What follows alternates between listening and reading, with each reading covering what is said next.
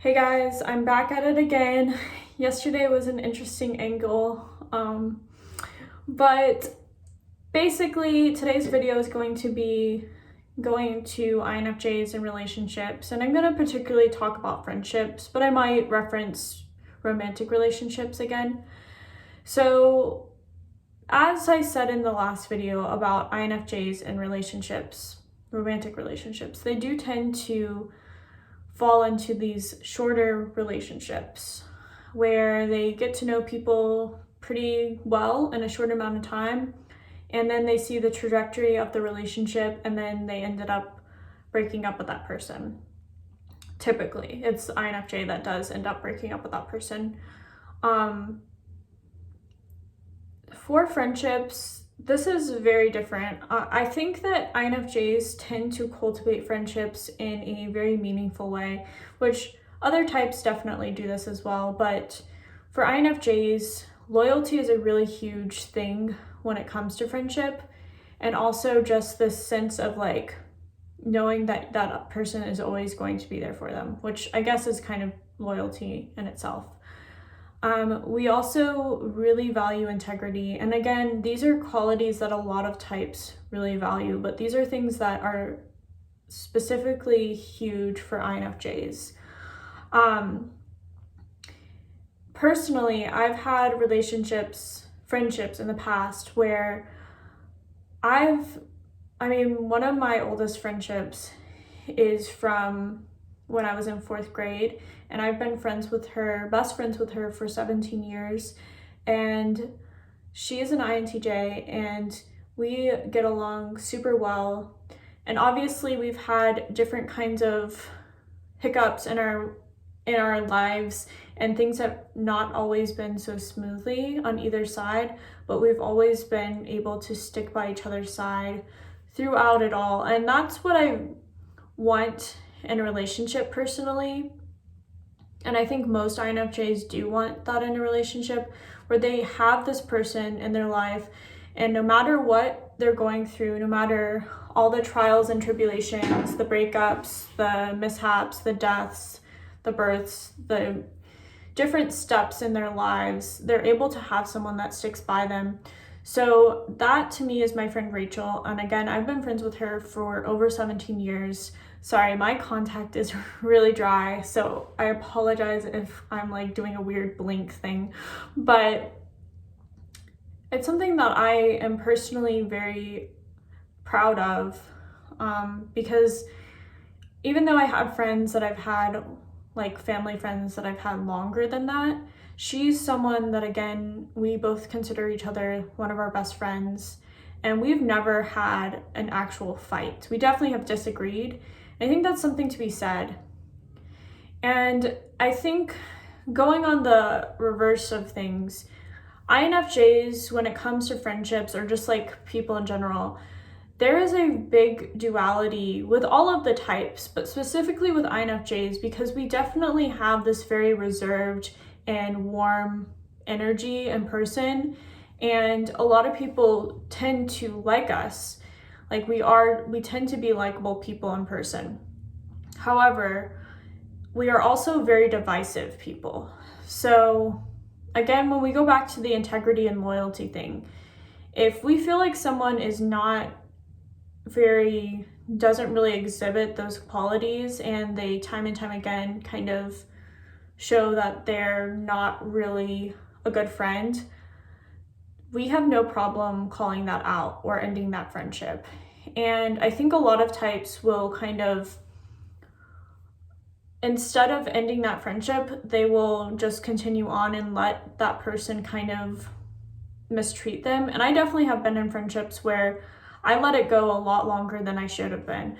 But at a certain point, just like with relationships, we as INFJs can break things off. And that has also been described as the INFJ door slam.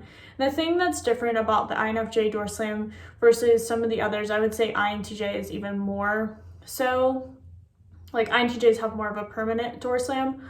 With INFJs, even if we have completely cut someone out of our lives, and for example, I have a friendship last year I was actually, really right around last year, I had just moved out of a really bad roommate situation with one of my ex-friends.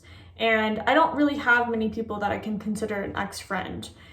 But I would consider this ending of a friendship as more harsh or harsher than even like a breakup for me, because again, it was never like a romantic thing, obviously, but I let this person into my world and vice versa. I bet it was hard for her as well, but it got to a certain point where this person would call me names constantly. And I wasn't perfect in this either, but it was one of those situations where I would come home every day and just feel bad about myself, to the point that I felt like I had to isolate myself in my room, and also to the point that I didn't want to have my cat loose when I was gone. Not that she would have done anything, but I just didn't want to take the chance that, because we weren't really on good terms and she had someone over or like whatever. So that was really difficult for me in recent years. And I've definitely had notable friendship breakups, but for INFJs specifically, this really hits hard. It hits hard because we put so much into our friendships, and we will do anything for those people that we love. Again, like I stated in the last video, it doesn't matter if we haven't seen that person in a year, 5 years, 2 months, 1 month, a week. If that person is super valuable in our lives, we will pick up on the friendship where it left off. It's like we didn't skip a beat. And not every single relationship is like that, but most of the relationships that are more valuable to us, and the ones that are valuable in a sense that we've had for an extended period of time, and there's a sense of loyalty and a sense that we can really rely on that other person, and they are adding something, or like we were both adding things to each other's lives. And that's the other thing with friendship. Sometimes, and I think INFJs do a really good job at this, sometimes a relationship, and not just a relationship as in romantic, but a friendship is not always going to be 50-50. And INFJs really do try to help that other person in the friendship if they are struggling, to try to lift them up. I know for me, I try to inspire my friends even when I feel really horrible. Sometimes my friends will not even know that, and I'm not saying that that's good to not like let them know, but I do still try to encourage my friends even if I'm not in the best headspace. And that's something that is very indicative of INFJs. And so if we feel taken advantage of, especially from a friend, that is going to really hurt. And I've experienced this, again, notably with this last friendship breakup. We were friends for 5 years. It was a prolonged period of time, and there were definitely bumps, and we definitely had disagreements that were not the same as like, they kind of did escalate into actual arguments. And that's something that I'm not very used to with friendships in general. I'm not used to arguing with friends. I'm used to like the kind of casual back and forth. The actual getting into things and calling people names and just being really mean to one another, that is not something that I'm used to, and nor am I comfortable with that. But as INFJs, we are willing to try to work it out, but at a certain point, if you push us, we will door slam you. And I do have a video on door slamming, and I might even do an updated video on that, because I do, like I said earlier, I think it's a bit different than like INTJs. I think INTJs have their own flavor of door slamming. I think with the INFJs door slam, unless someone is completely horrible, like, like a murderer or someone that is really bad, that's really hard to define. It's individual, but there are some objectively bad and good things.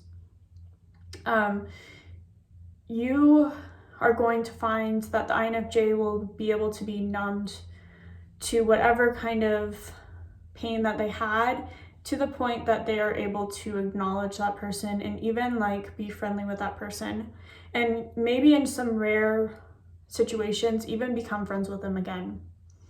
I think for the most part, they're able to be to a point where they're able to be friendly and even be in the same room as that person and even be like friends, but not like super close friends, because once you've hit that boundary, once you've pushed us to the limit, and again, we have, for the most part, INFJs have a very long string that, like, if you sizzle it, it's going to last for a very long time. And once you get to the very end, and it is the breaking point, it's going to be very hard to mend that string back together. So I hope this video was somehow helpful or insightful in some way. Let me know any of your experiences that you've had with INFJs in friendship, or just in general, your personality type with friendship and how you deal with friendship and these kind of difficult issues. Thank you again for watching. If you liked this video, please like it. If you would like to subscribe, please subscribe. Thank you again for watching. Bye.